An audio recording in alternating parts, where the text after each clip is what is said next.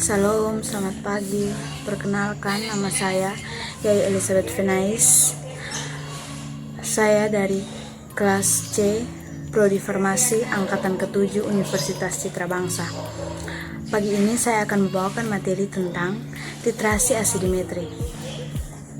Poin-poin yang akan saya bawakan, yang pertama pengertian titrasi asidimetri, tujuan, prinsip kerja, prosedur kerja, serta contoh penentuan kadar suatu saat menggunakan titrasi asidimetri.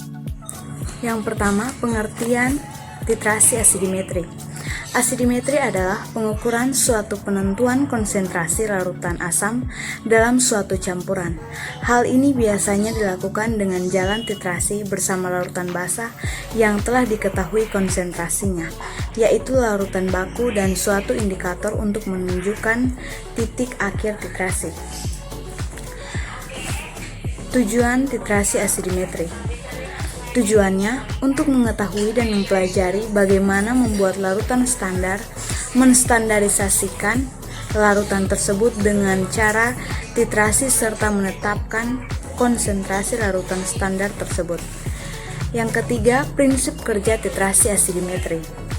Prinsip kerja titrasi asidimetri adalah penetapan kadar asam sitrat dan asam salisilat berdasarkan reaksi netralisasi dengan menggunakan metode asidimetri dan menggunakan larutan baku NaOH sebagai titran dan dengan penambahan indikator fenolftalien di mana titik akhir titrasi ditandai dengan perubahan warna dari bening menjadi merah muda.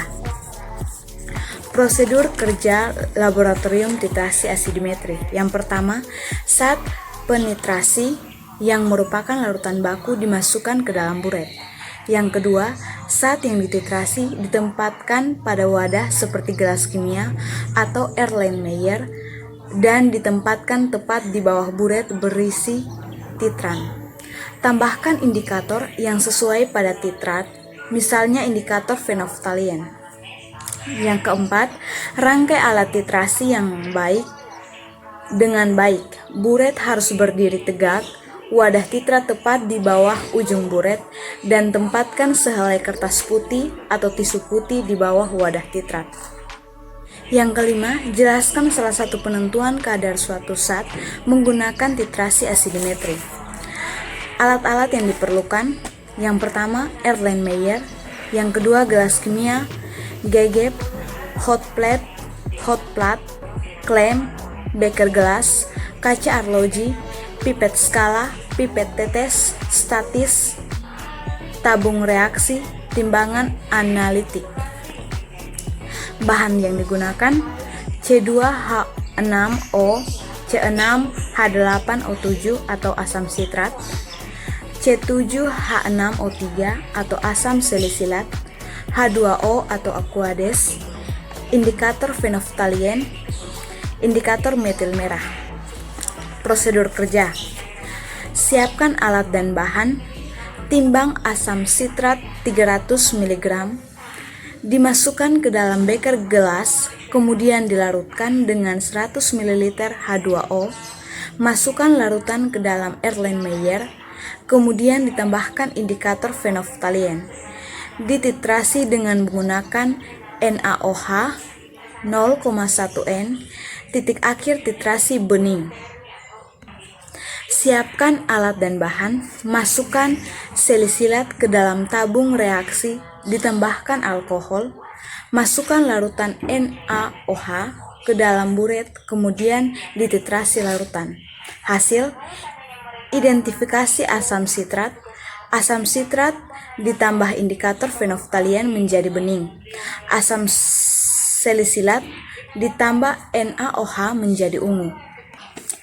Asam sitrat menjadi indikator fenolftalien atau bening, ditambah asam salisilat ditambah NaOH atau ungu. Dari yang bening dan ungu berubah warna menjadi merah muda. Pembahasan.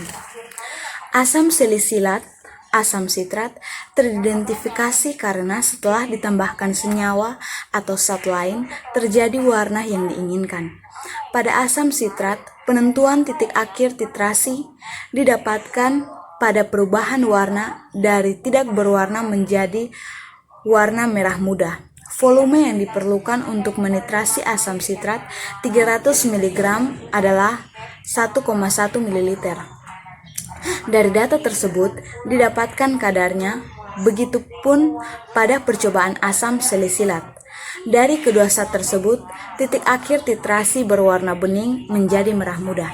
Demikian materi untuk hari ini. Sekian dan terima kasih.